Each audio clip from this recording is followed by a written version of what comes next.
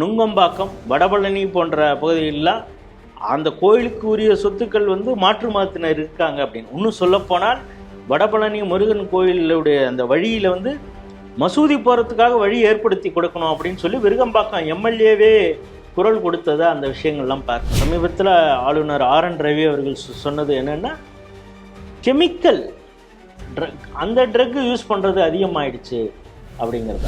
அவர் முன்னாள் நீதிபதினா இந்நாள் நீதிபதி, இவர் இப்போ ப்ரெசண்ட்டு.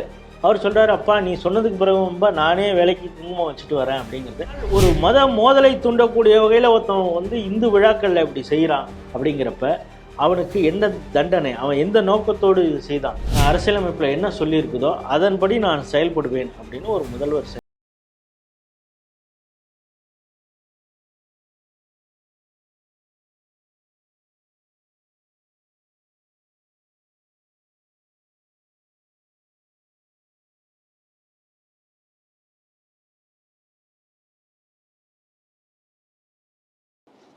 இன்று சிந்திக்க இருக்கக்கூடிய செய்திகள் குறித்து முதலில் பார்ப்போம்.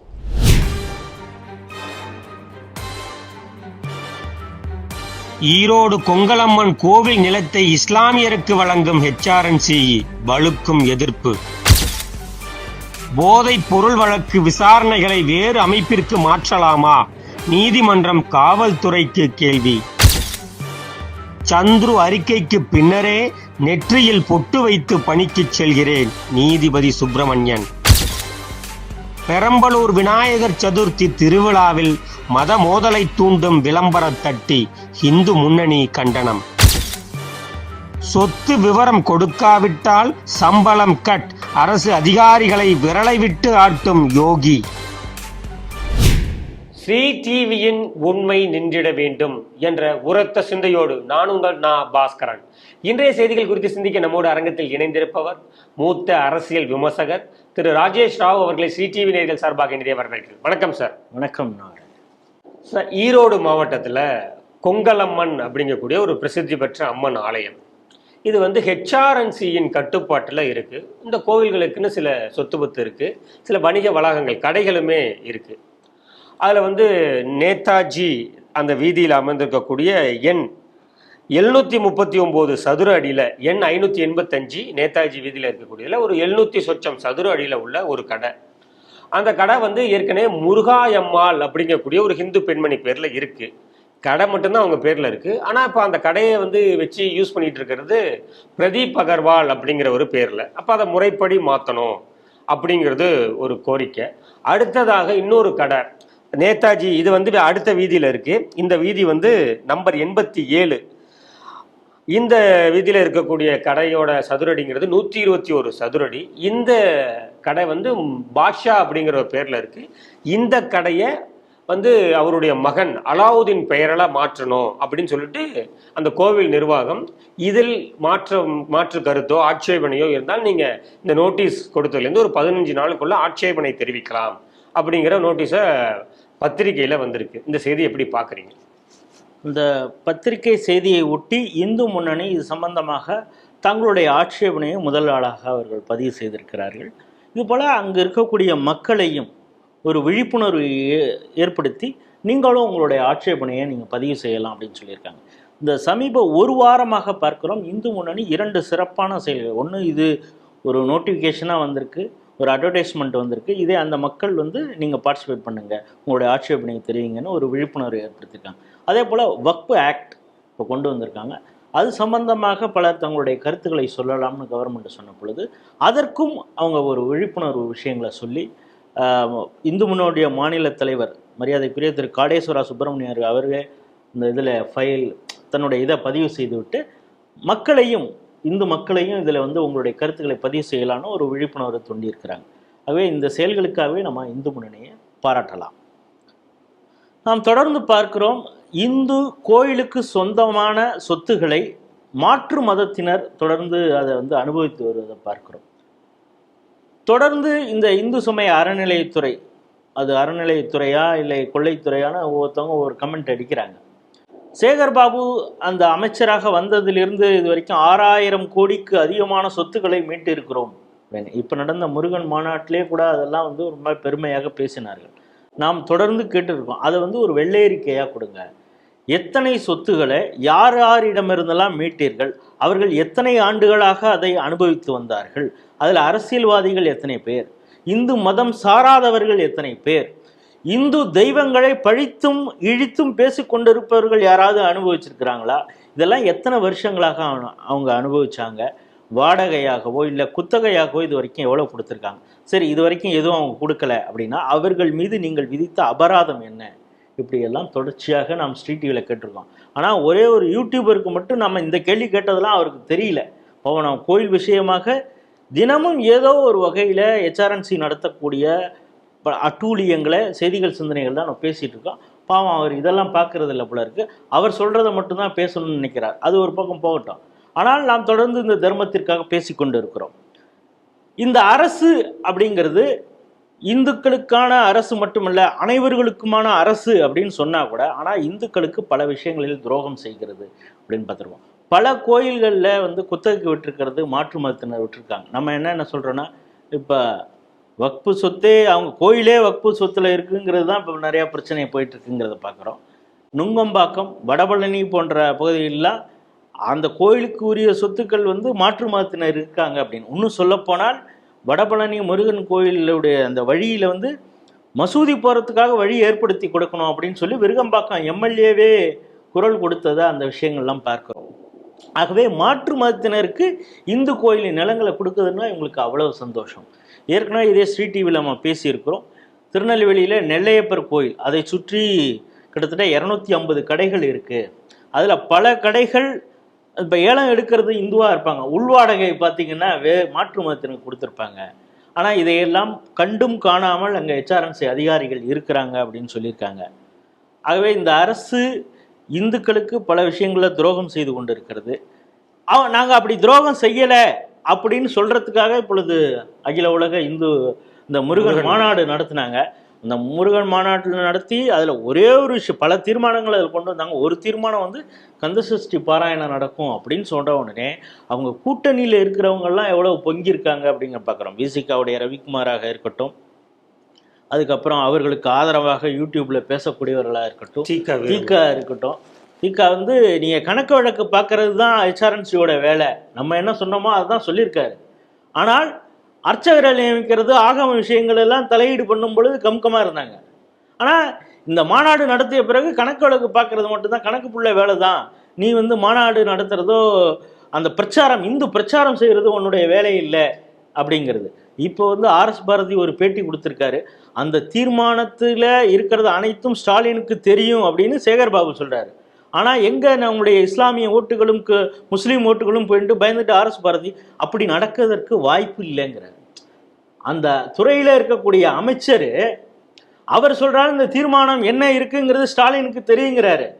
அறிவாலயத்தில் காவலுக்கு நிற்பார், இல்லாட்டினா எங்கள் அமைச்சர்கள் வீட்டில் ஏதாவது ரைடு நடந்ததுன்னா சரவணபவன்லேருந்தோ இல்லை மற்ற ஹோட்டல்கள்லேருந்து சங்கீதாலேருந்து வரக்கூடிய டிஃபனை சாப்பிட்டுட்டு பொங்கலை சாப்பிட்டுட்டு வந்து வெளியில் நின்று இந்த வீட்டு வாசல் நின்றுக்கிட்டு என்ன உள்ளே விட மாட்டேங்கிறாங்க அப்படின்னு சொல்லி அந்த கதவு தொலை வழியாக அப்படியே பார்த்துட்டு யாரெல்லாம் ரைடுக்கு வராங்க அப்படின்னு. அப்படிப்பட்ட ஆளுக்கு தெரியுமா அந்த விஷயம் அப்படிங்கிறது தான். எதுக்குன்னா அது ஒரு பதற்றம். இது வந்து மதச்சார்பற்ற அரசு, இது ஸ்டாலின் அவர்களுக்கு தெரியும் அப்படிங்கிறாங்க. மதச்சார்பற்ற அரசுன்னு சொல்லிக்கிட்டு இந்து மதத்திற்கு எதிராக இவர்கள் செயல்படுகிறார்கள் நம்ம தொடர்ச்சியாக சொல்லிகிட்டு இருக்கோம். அதன் ஒரு பகுதியாகத்தான் இது நடந்திருக்குது. இதை இந்து முன்னணி மிகப்பெரிய அளவில் இது ஒரு போராட்டமாக முன்னெடுக்கும், நமக்கு நீதி கிடைக்கும் அப்படிங்கிற நம்பிக்கை நமக்கு இருக்கு. இரண்டாவது செய்தியாக தமிழகத்தில் பார்க்குறோம் சார், இந்த 2-3 வருஷமாகவே போதைப் பொருள் நடமாட்டம் அதிகமாகி இருக்கிறது. அது ஏதோ நம்ம வந்து ஆளும் கட்சி மீது பழி சொல்லணுமே அப்படின்னு சொல்லலை. நாள்தோறும் நடைபெறக்கூடிய பத்திரிகை செய்திகளில் ஊடகங்களில் வரக்கூடியதை நம்ம பார்க்குறோம். சமீபத்தில் கூடிய ஒரு மிகப்பெரிய கல்வி நிறுவனத்திற்கு அருகே வந்து மாணவர்கள் தங்கி இருக்கக்கூடிய இடங்களில் ரைடு போயிருக்காங்க. அவ்வளவு மதிப்புடைய போதைப் பொருட்கள் கைப்பற்றப்பட்டதுங்கிறாங்க. பள்ளிகள் கல்லூரிகளில் எவ்வளோ மாணவர்கள் பயன்பாடு அதிகரிச்சிருக்குங்கிறதெல்லாம் நம்ம பார்க்குறோம். இப்போது இந்த செய்தியாக நம்ம என்ன எடுத்திருக்கோம் அப்படின்னா, சென்னை உயர்நீதிமன்றம் காவல்துறையை பார்த்து கேள்வி எழுப்பியிருக்காங்க. இவ்வளவு போதை பழக்கம் புழங்குகிறதே, இது உங்களுக்கு தெரியுமா தெரியாதா? அப்படி புழங்குகிறது என்றால் இதன் மீது நீங்கள் எடுக்கப்பட்ட நடவடிக்கை என்ன? இதையெல்லாம் கண்காணிக்க கட்டுப்படுத்த தனியான காவல்துறையிலேயே தனியான அமைப்பு எதுவும் உருவாக்கப்பட்டிருக்கிறதா அப்படிங்கக்கூடிய கேள்வி எல்லாம் சென்னை உயர்நீதிமன்றம் எழுப்பியிருக்கு. இந்த செய்தி எப்படி பார்க்குறீங்க? நாம் தொடர்ச்சியாக செய்திகள் சிந்தனைகள் நிகழ்ச்சியில் இந்த போதை விஷயமாக பேசிட்டு தான் வரோம். அதில் ஒவ்வொரு முறையும் தான் சர்வாதிகாரியாக மாறுவேன் அப்படின்னு முதல்வர் சொல்லும் பொழுது இந்த கவர்மெண்ட்டுக்கு எதிராக கோர்ட்டு என்னென்னலாம் கருத்து சொல்லுதுன்னு பார்க்கும் பொழுதே இந்த அரசு ஒரு திராணியற்ற அரசு. போதை பழக்கத்தின் மீது அடிமைப்பட்டவர்களை மீட்கிறதுங்கிறது அடுத்தது, ரெஹாபிலிட்டேஷனுங்கிறது அடுத்தது, அது வந்து எண்டு. ஆனால் அந்த பழக்கத்துக்கு கொண்டு வருவதற்கான விற்பனை மற்ற விஷயங்களை தடுக்கிறது, கடத்தல், போதை கடத்தலை தடுக்கிறது, இது போன்ற விஷயங்கள்ல இவங்க எந்த ஒரு முனைப்பும் காட்டவில்லை. தடுப்பதற்கு எந்த முனைப்பும். ஆனால் இவங்க வந்து கஞ்சா வேட்டை 4.0 வரைக்கும் தான் சொன்னார் அவர். சைலேந்திரபாபு இருக்கிறப்ப 3.0 வரைக்கும் போனது. இப்போ வந்த கமிஷனர் வந்த பிறகு 4.0 வரைக்கும் போனாங்க.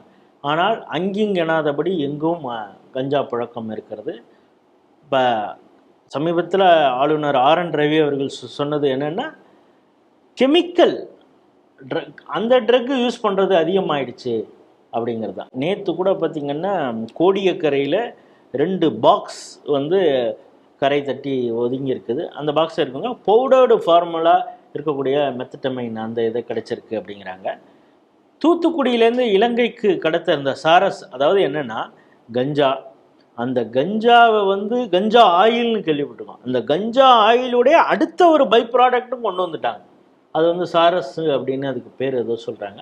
அதை வந்து கண்டுபிடிச்சிருக்கிறதுடைய இன்டர்நேஷ்னல் வேல்யூ பார்த்திங்கன்னா கிட்டத்தட்ட 6 கோடி ரூபா அப்படிங்கிறாங்க. சும்மா கொஞ்சம் லெவலுக்கு தான் பிடிச்சிருக்காங்க, அதுவே 6 கோடிங்கிறாங்க. இதை இலங்கைக்கு கடத்திருந்தது தூத்துக்குடியில் பிடிச்சிருக்காங்க அப்படின்னு சொல்கிறாங்க. ஸோ அந்த அளவிற்கு போதை எங்கே பார்த்தாலும் அதிகமாக இருக்கிறது. சமீபத்தில் நேஷனல் செக்யூரிட்டி அட்வைசரோடு பல சந்திப்புகளை ஆளுநர் ஆர்.என். ரவி அவர்கள் மேற்கொண்டு இருக்கிறார். ஆனால் அந்த புகைப்படங்கள் எல்லாம் அஃபீஷியலாக எதுவுமே வெளிவந்ததில்லை. ஆனால் சமீபத்தில் இலங்கை விசிட் போயிட்டு வந்த அஜித் டோவல் அவர்கள் ஆளுநர் மாளிகையில் தங்கியிருந்தார் டெல்லிக்கு போகிறதுக்கு முன்னால். அங்கே கிட்டத்தட்ட ஒரு அரை மணி நேரத்திற்கு மேலாக இருவரும் பேசினோம்.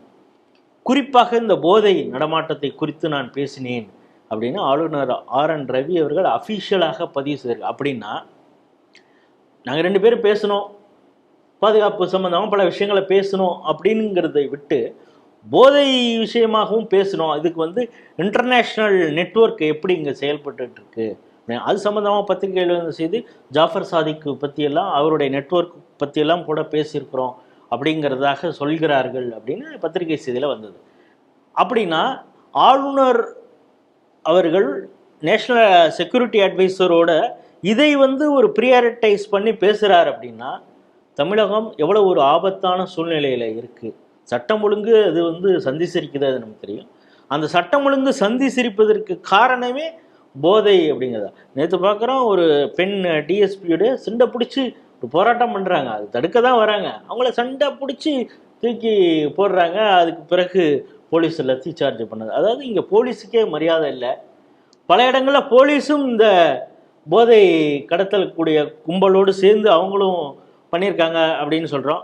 அதை தாண்டி வந்து ரொம்ப எளிதாக கிடைக்கக்கூடிய நம்ம டாஸ்மாக் சரக்குங்கிறோம். அது வந்து 24/7 இப்பொழுது எங்கே பார்த்தாலும் கிடைக்கிது. அதாவது 12 மணி கடை அப்படிங்கிறது போய் 24 மணி நேரமும் உங்களுக்கு சரக்கு கிடைக்கும் அப்படிங்கிறது. இன்னும் சொல்லப்போனால் சுதந்திர தினத்திலேயே எப்படி QR கோடு அந்த பேடிஎம்லாம் வச்சு எப்படி சேல்ஸ் நடந்தது எண்ணூரில் அப்படிங்கிறத நம்ம இதே ஸ்ரீடிவியில் பேசியிருக்கிறோம். கேட்க வேண்டாம், கள்ளக்குறிச்சியில் நடந்த கள்ளச்சாராயம் போதை எந்த அளவுக்கு இருக்குது, எத்தனை பேர் இறந்து போனாங்க அப்படிங்கிறதெல்லாம் தெரியும். ஸோ இதை எதை பற்றியுமே கவலைப்படாமல் அதுக்கு நிவாரணமும் வழங்கப்பட்டது. அதனால தான் இப்பொழுது அந்த கேஸ் சம்பந்தமாக வரும் பொழுது அந்த ஊருடைய மக்கள் பாதிக்கப்பட்டவர்கள் இது சம்பந்தமாக ஏதாவது புகார் கொடுத்திருக்கிறார்களா அப்படின்னு கவர்மெண்ட்டுடைய ப்ளீடர் போய் கேட்குறார். இப்போ தெரியுதா எதுக்கு 10 லட்சம் கொடுத்தார்கள்.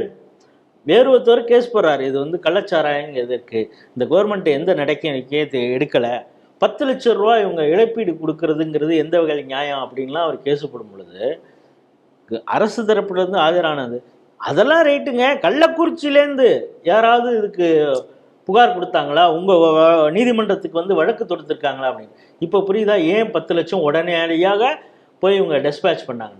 இந்த அளவிற்கு தான் போதையின் மீது, போதையை கட்டுப்படுத்துவதில் இந்த அரசு முனைப்பு இருக்கிறது. அதனால தான் கோர்ட்டு கேட்குது, உங்களால் முடியலன்னா சொல்லுங்கள், வேறு ஏதாவது செப்பரேட்டாக ஒரு செல்லை ஒன்று ஆரம்பித்து உங்கள் காவல்துறையிலேயே இதுக்கு இப்போ சைபர் கிரைம்னு ஒன்று வச்சுருக்காங்க. ஒவ்வொன்றுக்கும் தனித்தனியாக பார்த்துட்டு இருக்காங்களே. இதுக்கு இருக்குது மதுவிலக்குக்குன்னே ஒன்று இருக்குது. லா அண்ட் ஆர்டர் எப்படி இருக்குதோ அது மாதிரி மதுவிலக்குக்குன்னே இருக்குது. ஆனால் அதை இவங்க இதில் அந்த ட்ரக்கு இருக்குது, இந்த ட்ரக்கு விஷயத்துக்குன்னு தனிப்பட்ட முறையில் இன்னொரு செல்லு ஒன்று ஆரம்பிக்கணுமா? உங்களுக்கு அந்த திராணி இல்லையா? இந்த கேள்வியெல்லாம் ஏதோ ஒரு காவல்துறையை பார்த்து இந்த கோர்ட்டு கேட்குது அப்படிங்கிறது இல்லை. அந்த காவல்துறைக்கு யார் தலைவராக இருக்கிறார்? முதல்வர். அவருடைய எஃபிஷியன்சி, அட்மினிஸ்ட்ரேட்டிவ் எபிலிட்டியை தான் இப்பொழுது கோர்ட்டே கொஸ்டின் பண்ணியிருக்கு அப்படிங்கிறத நம்ம பார்க்குறோம். நீங்கள் சொன்னீங்க சமீபத்தில் ஒரு ப்ரைவேட் காலேஜில் சுற்றி ஒரு அப்பார்ட்மெண்ட்லேயே ஃபுல்லாக ரைடு பண்ணியிருக்காங்க. 1000 போலீஸ் போனாங்கங்கிறாங்க. ஆனால் இந்த ஜாஃபர் சாதிக்குடைய தம்பியை பிடிக்கிறதுக்கு எத்தனை நாள் ஆச்சுன்னு பார்க்குறோம். இன்டர்நேஷ்னல் லெவலில் பிஸ்னஸ் பண்ணிட்டு இருந்தவங்களை அரெஸ்ட் பண்ணதுக்கு இவங்களுக்கு அவ்வளோ நாள் ஆச்சு. ஆனால் ஒன் ஃபைன் மார்னிங் திடீர்னு போதை எங்கே இருந்தாலும் தடுக்கணும். ஆனால் ஒரு இன்ஸ்டிடியூஷனுடைய பெயரை கெடுப்பதற்காக பண்ணாங்களா? அத்தனை பேர் போய் இருந்து ரைடு பண்ணுற அளவுக்கு எந்த அளவுக்கு அங்கே இருந்தது அப்படிங்கிறது. ஏன்னா அதில் கடைசியில் கிடைச்சது வந்து இந்த 1000 பேர் ரைடு பண்ணுற அளவுக்கு அங்கே கிடைச்சதா அப்படிங்கிறது. ஆனால் இதை ஒட்டி அங்கே நிறைய ரவுடிசம் நடந்திருக்கு, பல கொலைகள் நடந்திருக்குங்கிற அது உண்மை. இப்போ கடைசியில் இவங்க என்ன எண்டு கன்க்ளூஷன் போலீஸ் என்ன சொல்லியிருக்குன்னா, இது வந்து ஒரு மாதிரி ஆயிடுச்சு, எங்களால் இது இனிமேல் இதை தடுக்க முடியுமான்னு தெரில. நீங்கள் உங்களுடைய பசங்களை, கல்லூரி செல்லக்கூடிய பசங்க, அவங்களுடைய ஆக்டிவிட்டியை நீங்கள் கண்காணிங்க. எப்படி நம்ம ஸ்கூலில் சேர்த்துட்டு நீங்கள் தாங்க உங்கள்கிட்ட ஒப்படைச்சிட்டோம், அந்த பிள்ளை எப்போயாவது பாஸ் ஆகி வரணும்னு பெரிய அளவு படிப்பு அறிவு இல்லாத இவங்க நான் படிக்கலைங்க என் பிள்ளையாவது படிக்கணும்னு கொண்டாந்து சேர்ப்பாங்க. கடைசியில் எல்லாம் பண்ணி அவன் என்னென்னமோ ஆயிடுறான்னு வச்சுங்க. இல்லைங்க நாங்கள் அவனுக்கு எல்லாம் சொல்லி கொடுக்குறோம், நீங்கள் வீட்டில் அவனுக்கு ட்ரெயின். அதனால தான் பல இடங்களில் ப்ரைவேட் ஸ்கூலில் வாத்தியார் வந்து என்ன பண்ணுவார், பேரண்ட்ஸுக்கும் டெஸ்ட் வைக்கிறதெல்லாம் பார்க்குறோம். அது மாதிரி கடைசியில் போலீஸ் என்ன செஞ்சு, பசங்களை நீங்கள் கண்காணிங்க, உங்களுக்கு வேறு ஏதாவது பழக்கம் இருக்கா, அவங்க ஃப்ரெண்ட்ஸ் யார், போதை பழக்கம் ரீசெண்டாக அவனோட ஆக்டிவிட்டியில் ஆட்டிடியூடில் என்ன சேஞ்ச் இருக்குது, இதெல்லாம் கடைசியில் பேரண்ட்ஸுக்கு தான் இப்போ சொன்னேன்னா எங்களால் முடியாதுங்கிறத சொல்லாமல் சொல்லியிருக்கிறார்கள். அந்த அளவுக்கு தான் தமிழகம் இருக்கிறது. இது போதை தலைநகரமாக ஆகிவிட்டது. ஏற்கனவே கோயம்புத்தூர் கையை விட்டு போயிடுச்சு அப்படிங்கிறாங்க. சென்னை கேட்க வேண்டாம். அதை தொடர்ந்து இந்த போதைக்காகவே நடந்த கொலைகள், பல விஷயங்கள் நம்ம பார்க்குறோம். கோர்ட்டு சரியான நேரத்தில் கேட்டிருக்கு. இந்த அரசு அதுக்கு என்ன பதில் சொல்ல போகிறது? ஏன்னா இப்போ கவர்னர் கேட்குறாரு, இந்த சிலபஸ் சரியில்லை அப்படின்னு சொன்ன உடனே சர்ப்ரைஸ் விசிட் போகலாமா அப்படின்னு இவர் கேட்டார். சர்ப்ரைஸ் விசிட்டு போனால் என்ன நடக்கும் அப்படிங்கிறது இப்போ ஸ்ரீ டிவியில் ஒரு டாக்குமெண்ட்ரியாக வரப்போகுது. இந்த அன்பில் மகேஷ் சர்ப்ரைஸ் விசிட் போனார்னா என்ன நடக்குங்கிறது வரப்போகுது. அது மாதிரி பள்ளிகளில் உள்பட இங்கே போதை எங்கே பார்த்தாலும் அங்கிங்கனாதபடி இருக்குது. இப்போ இந்த கொட்டி இருக்கு கோர்ட்டு. இதுக்கு என்ன ரியாக்ட் பண்ண போகுது தமிழக அரசு அப்படிங்கிறத பொறுத்திருந்து பார்ப்போம். மூன்றாவது செய்தியாக, சில வாரங்களுக்கு முன்னர் ஓய்வு பெற்ற நீதிபதி திரு சந்துரு அவர்கள் வந்து ஒரு நபர் அறிக்கையை தமிழக அரசுக்கு சமர்ப்பிச்சிருந்தார். அதில் வந்து இந்த பள்ளிகளில் நடக்கக்கூடிய தீண்டாமை பிரச்சனைகள், அப்புறம் சாதிய பாகுபாடு, அந்த மத அடையாளங்களுடன் பள்ளி ஸ்தலங்களுக்கு வருதல், இதையெல்லாம் தவிர்ப்பதற்கான சில பாயிண்ட்ஸு தன்னுடைய ரெக்கமெண்டேஷனை ஒரு நபர் அறிக்கை மூலமாக தமிழக அரசுக்கு வச்சிருந்தார். அது பல்வேறு விவாதங்களுக்கு முன் வந்தது சார், முன்வைக்கப்பட்டது. சமூக ஊடகங்களில், அப்புறம் டிவி தொலைக்காட்சிகளில் நிறைய பேட்டிகள், நிறைய கட்டுரைகள்லாம் அது குறித்து வெளிவந்தது. இப்போது நீதிபதி, சென்னை உயர்நீதிமன்றத்தின் நீதிபதி திரு சுப்பிரமணியன் அவர்கள் என்ன சொல்லியிருக்காரு அப்படின்னா, இந்த சாதிய பாகுபாடு எண்ணங்களை அகற்றணும் அப்படின்னா சகிப்புத்தன்மையை தான் நீங்கள் வந்து அதிகரிக்கணும். அவர் சொன்னது மாதிரி வந்து மத அடையாளங்களை எல்லாம் புறக்கணிச்சுட்டு வர்றதுல வந்து எந்த யூஸும் இல்லை. நானே அவருடைய அறிக்கைக்கு பிறகுதான் வேலைக்கு போகும்போது பொட்டு வச்சுக்கிட்டு நான் போக ஆரம்பிச்சிருக்கேன் அப்படிங்கக்கூடிய ஒரு கருத்தை தெரிவிச்சிருக்காரு நீதியரசர் திரு சுப்பிரமணியம் அவர்கள். இந்த செய்தி எப்படி பார்க்குறீங்க? முன்னாள் நீதிபதி சந்துரு அவர்களுடைய தேவனால ஒரு விஷயம் நடந்திருக்கு. என்னென்னா, சும்மா நம்ம போயிட்டுருக்குறோம், ஒரு நீதிபதியாக இருக்கிறோம், எந்த ஒரு இது இல்லாமல் போவோம், ஆஃபீஸ்க்கு அவசரமாக கிளம்புறோம் அப்படின்னு தவிர, இல்லை நீ அந்த இந்து ஐடென்டிட்டியோடு தான் போகணும் அப்படிங்கிறத மறைமுகமாக ஏற்படுத்தி இருக்கிறார். அதற்காக சந்துரு வேணால் பாராட்டலாம். எப்பொழுதுமே இந்த நாட்டில் எப்படின்னா வினை அதற்கான எதிர்வினை அப்படின்னு ஒன்று இருக்கும். நீங்கள் என்ன செய்கிறீங்களோ அதுக்கான விளைவு ஏற்படும். இப்போ தமிழகத்தில் மாலிக் காஃபூர் படையெடுப்பு இந்த இதெல்லாம் நடந்தது, இஸ்லாமிய படையெடுப்பு வந்தது. அதற்கு பிறகு தான் இங்கே இருக்கக்கூடிய அரசர்களுக்குள்ளார இருந்த சண்டை அதெல்லாம் போய் இந்த முகலாய அவர்களை இங்கே வேரூன்றி விடக்கூடாது அப்படிங்கிறதுக்காக விஜயநகர சாம்ராஜ்யம் இங்கேருந்து பேரரசு படையெடுத்தது. அதன் ஒட்டி தான் நிறைய இந்து ஆலயங்கள் மீட்கப்பட்டது, அதை புனர் நிர்மாணம் செய்யப்பட்டது அப்படிங்கிறது பார்க்குறோம். ஸோ சாதாரணமாக இருந்தால் வேறு மாதிரி ஆயிருந்திருக்கும். ஆனால் இங்கே இன அழிப்பு செய்ய இஸ்லாமியர்கள் வந்த பொழுது அதற்கு எதிர்வினை நடந்தது. இனிமேல் டெல்லியில் பாதுஷாக்களின் ஆட்சி தான், எங்களை ஒன்றும் பண்ண முடியாது அப்படின்னு முகலாயர்கள் கொக்கரித்த போது இந்து சாம்ராஜ்யத்தை நான் உருவாக்குவேன்னு ஒருத்தர் மகாராஷ்டிராலேருந்து கிளம்பி போனார், சத்ரபதி சிவாஜி. இந்த சுதந்திரம் வாங்கியாச்சு, சுதந்திரம் வாங்கி கொடுத்ததே நாங்கள் தான். காந்தி வேணால் எங்களை கலைக்க சொல்லியிருக்கலாம் காங்கிரஸை, ஆனால் இந்த நாடே எங்களுக்கு எழுதி கொடுத்துட்டாங்க அப்படிங்கிறது மாதிரி ஒரு திமுரோடு தெனாவட்டோடு காங்கிரஸ் ஆட்சி நடந்திருந்தது. கிட்டத்தட்ட 75 வருஷம் இப்போ சுதந்திரம் ஆகி, அதில் கிட்டத்தட்ட 60 வருஷம் 65 வருஷம் காங்கிரஸ் தான் ஆண்டது. தக்காரும் மிக்காரும் இல்லாமல் இருந்தாங்க அப்படின்னு சொன்னால எல்லா மாநிலங்களோடையும் அவருடைய ஆட்சி.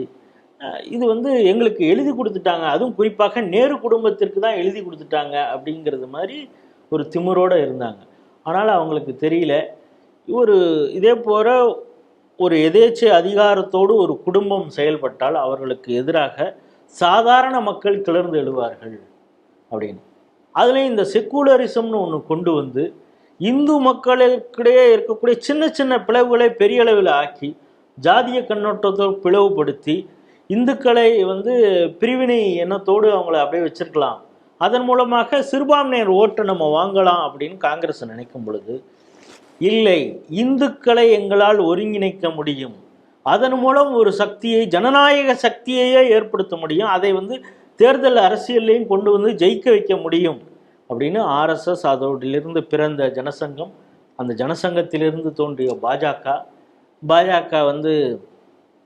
2 பேரோடெல்லாம் இருந்திருக்குது. ஜனசங்கத்தில் இருக்கிறப்ப நிறைய எம்பி இருந்தாங்க, அமைச்சர்லேயே இருந்தாங்கங்கிறத பார்க்குறோம். ஷியாமா சாஸ்திரிகள் நேரு அமைச்சர்களே இருந்தார், ஆனால் அதற்கு முகர்ஜி இருந்தார். அதுக்கு பிறகு பார்க்குறோம் அத்வானி மற்றும் வாஜ்பாய் இருந்தாங்க, 2 எம்பியோட இருந்தாங்க.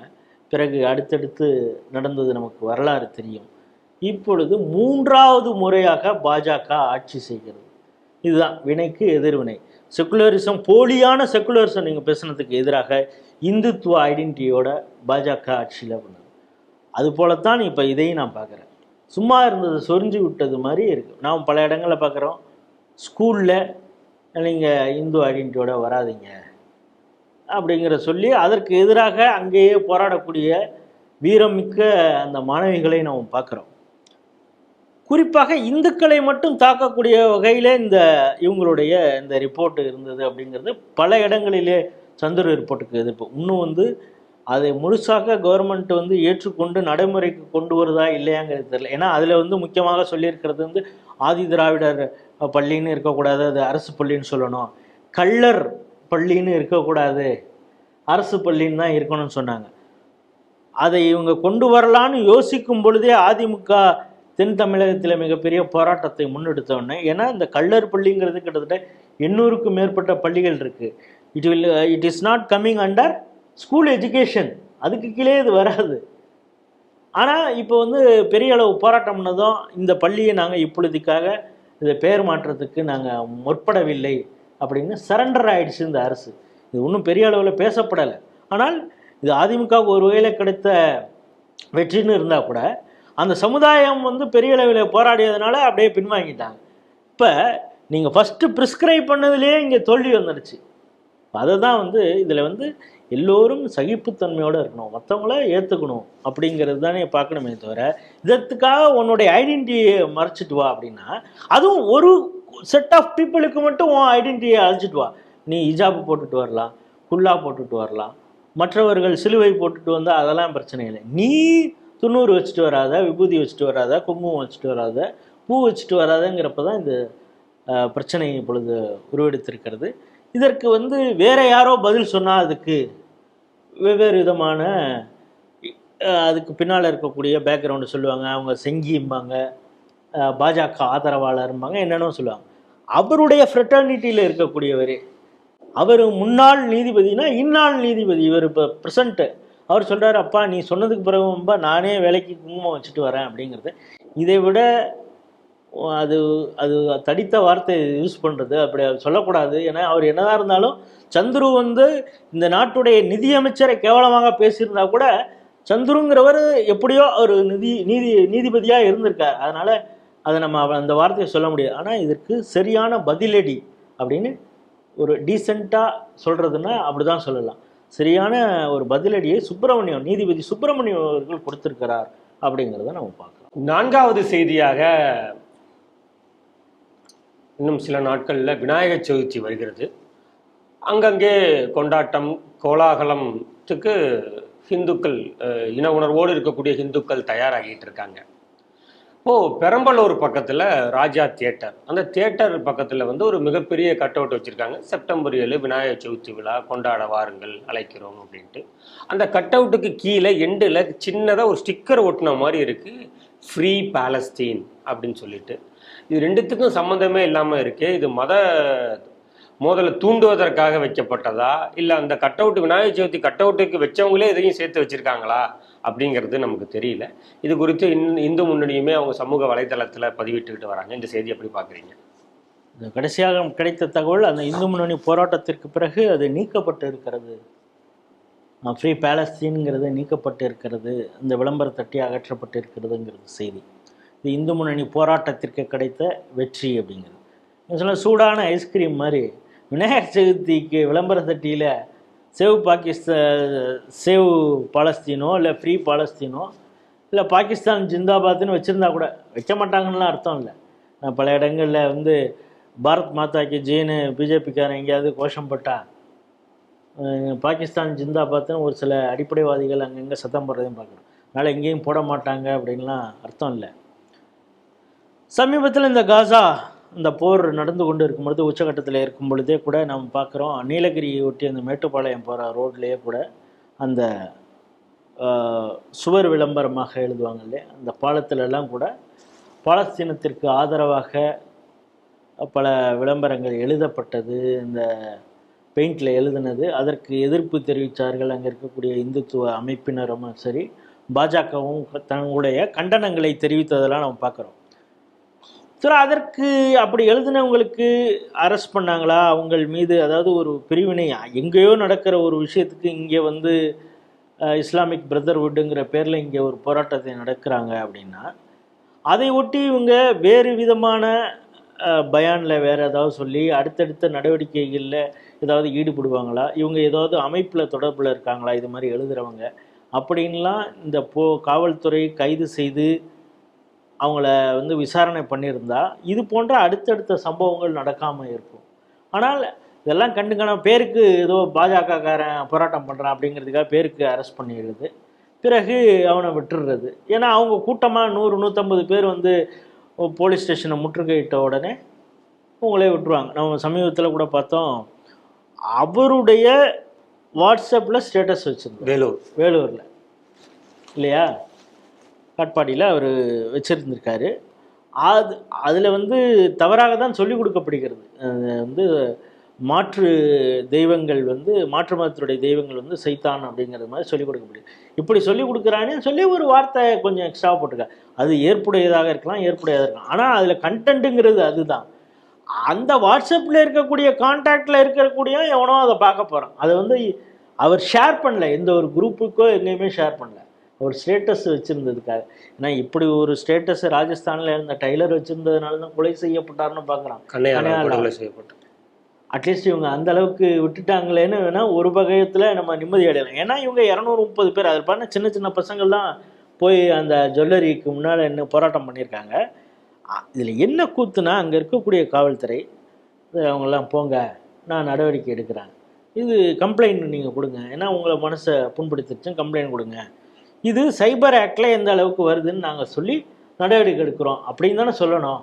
இந்த 150-200 பேர் வந்த உடனேயே அவருக்கு மேலுள்ள அதிகாரி எங்கேருந்து வந்து அவர் ஜீப்லேயே உட்காந்துக்கிட்டு நாங்கள் அரெஸ்ட் பண்ணுறோம் அப்படின்னு சொல்லிட்டு நான் அரெஸ்ட் பண்ணிட்டேன் இப்படி மைக்லேயே அனௌன்ஸ் பண்ணுறாரு. நீங்கள் போராடினதுனால நாங்கள் அரெஸ்ட் பண்ணிட்டேன், நாளைக்கு வந்து நீங்கள் கம்ப்ளைண்ட் கொடுங்க, நான் இவருக்கு மேலே எஃப்ஐஆர் போட்டு நான் உங்களுக்கு சொல்கிறேன் அப்படிங்கிறார். இதில் என்ன கொடுத்துனா அடுத்த நாள் போய் இதே அங்கே இருக்கக்கூடிய இஸ்லாமியர்களுக்கு வந்து நீங்கள் கேஸ் கொடுங்கன்னு சொன்ன அந்த விஷயங்களை பிறகு இந்துத்துவ அமைப்பினர் அந்த பாதிக்கப்பட்டவருக்காக, அவர் சாதாரண ஆளு தான், இந்த அமைப்பையும் சார்ந்தவர் இல்லை, இருந்தாலும் அவருக்காக இந்து அமைப்பினர் போய் குரல் கொடுத்து அட்வொகேட்டும் கூட ஆஜராகி அவருக்கு இப்போ ஜாமீனில் வந்திருக்காருன்னு நம்ம பார்க்குறோம். எதுக்குன்னா ஒரு இந்து மக்களுக்கு ஏதாவது ஒரு பிரச்சனை வரும் பொழுது காவல்துறை எப்படி செயல்படுகிறது, ஆனால் ஒரு மத மோதலை தூண்டக்கூடிய வகையில் ஒருத்தன் வந்து இந்து விழாக்களில் எப்படி செய்கிறான் அப்படிங்கிறப்ப அவனுக்கு என்ன தண்டனை, அவன் எந்த நோக்கத்தோடு இது செய்தான், அவன் ஏதாவது அரசியல் பின்புலம் அவனுக்கு இருக்கிறதா அப்படிங்கிறதெல்லாம் பார்த்து இதை விசாரிக்க வேண்டும் அப்படிங்கிறது தான். ஏற்கனவே இந்த பெரம்பலூர் அந்த பகுதியில் கொஞ்சம் சென்சிட்டிவாக தான் போயிட்டுருக்குங்கிறத நம்ம பார்க்குறோம். அங்கே கிறிஸ்துவ மதமாற்றம் ஒரு பக்கம் நடந்துக்கிட்டு இருக்கு, இன்னொன்று இஸ்லாமிய அடிப்படைவாதமும் அங்கே அது பக்கத்தில் தான் வீக்களத்தூர். இப்பொழுது தான் ஓரளவு அங்கே பிரச்சனை முடிஞ்சிருக்கு. அங்கே வந்து ஒரு தேரோட்டமே நடக்க முடியாமல் 45 ஆண்டுகள் அந்த கேஸ் நடந்த அந்த விஷயம் சுப்ரீம் கோர்ட் வரைக்கும் போன அந்த விஷயம் பார்க்குறோம். அந்த தேர் இப்போ வந்து அவன் கொளுத்தவும் ஒருத்தன் செஞ்சான், கொளுத்துனா ஏன்டா அப்படி கொளுத்துனேன் அப்படின்னு அவன்கிட்ட கேட்டதுக்கு என்ன வேணால் நீங்கள் ஜெயிலில் போடுங்க, நான் திரும்ப வந்து அதே தான் செய்வேன், ஆனால் அவனை வந்து மனநல பாதிக்கப்பட்டவன் அப்படின்னு காவல்துறை சொன்னதெல்லாம் பார்க்குறோம். ஸோ அது ஒரு சென்சிட்டிவான ஏரியாவில் இதை பர்பஸாக யாராவது செய்தார்களா? இப்போ இந்து முன்னணி போராட்டத்திற்கு பிறகு காவல்துறை நடவடிக்கை எடுத்து நீக்கியிருக்காங்க, ஆனால் இதை காரணம் வச்சு இப்போ நீங்கள் விநாயகர் சதுர்த்தின்னு ஒன்று கொண்டாடுறதுனால தான் இந்த பிரச்சனையே வருது. அடுத்த தடவை என்ன பண்ணுவாங்க, நீங்கள் இந்த இடத்துல விநாயகர் வைக்காதீங்க.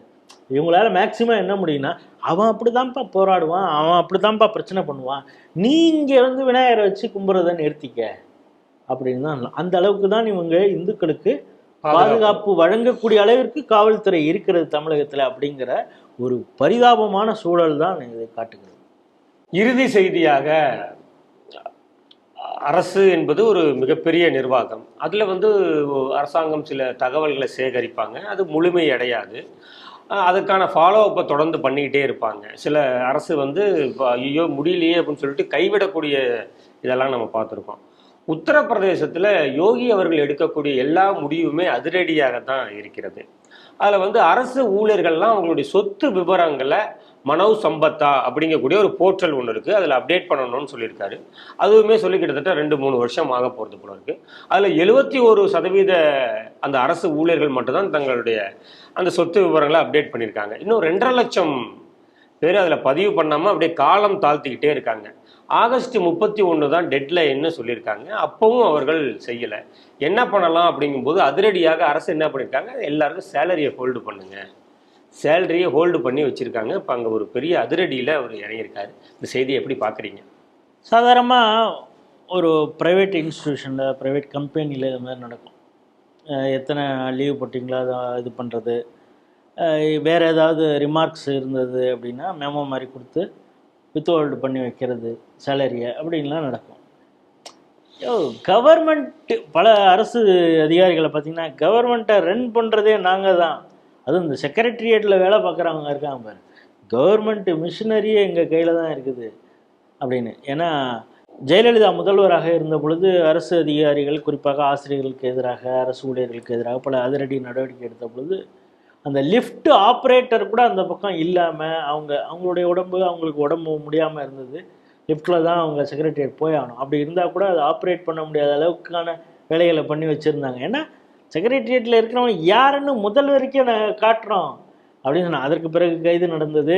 பிறகு சைமல்டேனியஸ் எலெக்ஷனில் வந்து பெரிய அளவு பாதிப்பு, பாராளுமன்ற தேர்தல் தோல்வி அடைஞ்ச உடனே பல்ட்டி அடிச்சிட்டாங்க. அதாவது மதமாற்ற தடை சட்டத்தை எப்படி வாபஸ் வாங்கினாங்க, அதே மாதிரி அரசு ஊழியர்களுக்கு எதிராக நடந்த அந்த விஷயங்கள் எல்லாம் இப்போ நாங்கள் எஸ்மான்னு சட்டம் போட்டது அதெல்லாம் கூட வாபஸ் வாங்கினது அதெல்லாம் பார்த்தோம். காரணம், எந்த ஒரு அரசு நிர்வாகமே, எந்த ஒரு அரசியல் கட்சி ஆட்சிக்கு வருது, இப்போ கூட பார்க்குறோம் இந்த திராவிட மாடல் ஆட்சி வந்து இருக்கக்கூடிய ஆசிரியர்கள் ஒவ்வொரு போராட்டத்தின் போது என்ன சொன்னால், நாங்கள் உங்களுக்காக வேலை பார்த்தோமே அப்படின்னு ஒவ்வொரு போராட்டத்துலையும் நாங்கள் தான் உங்களை ஆட்சிக்கே கொண்டு வந்தோம், எங்களுக்கு நீங்கள் அந்த பழைய பென்ஷன் கொடுக்குறேன்னு சொன்னது என்ன ஆச்சு அப்படின்னு ஒவ்வொரு முறையும் அவங்க கோஷம் போடுறதை நம்ம பார்த்துருப்போம். காரணம் இது சொல்லி கோஷம் போடுறாங்க. இது சொல்லி கோஷம் போடுறாங்க, எங்களை ஏமாத்திட்டீங்கன்னு அவங்க கோஷம் போடுறாங்க, உங்களை நாங்கள் பார்த்துக்குறோம் அப்படின்னு சொன்னாங்க. கடைசியில் எப்படியோ பாராளுமன்ற தேர்தலில் எப்படியோ அவங்க ராசி ஆயிட்டாங்க. ஏன்னா அந்த சங்கத்தையே உடைக்கிற வேலையே இந்த அரசு பார்த்ததுங்கிறது ஒரு பக்கம். ஆனாலும் அரசு ஊழியர்கள்னாலே ஆட்சியாளர்களுக்கு கொஞ்சம் கை வச்சோன்னா, ஏன்னா எலெக்ஷனையே உணவு வச்சு தானே நம்ம வேலை பார்க்கணும், அதனால் அப்படி பண்ணக்கூடாது அப்படின்னு ஒரு பயம் இருக்கும்.